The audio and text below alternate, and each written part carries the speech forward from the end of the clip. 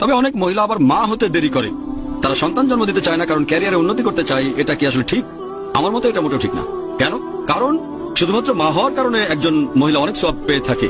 আমাদের নবীজি মুহাম্মদ সাল্লাল্লাহু আলাইহি ওয়াসাল্লাম বলেছেন, একজন লোক নবীজিকে জিজ্ঞেস করলো, এই পৃথিবীতে কাকে সবচেয়ে বেশি ভালোবাসা সাহচর্য দেব? নবীজি বললেন, তোমার মাকে। লোকটা জিজ্ঞেস করলো, এরপর কাকে? নবীজি বললেন, তোমার মাকে। লোকটা জিজ্ঞেস করলো, এরপর কাকে? নবীজি আবার বললেন, তোমার মাকে। লোকটা আবার জিজ্ঞেস করলো, এরপর কাকে? তখন নবীজি বললেন, তোমার বাবাকে।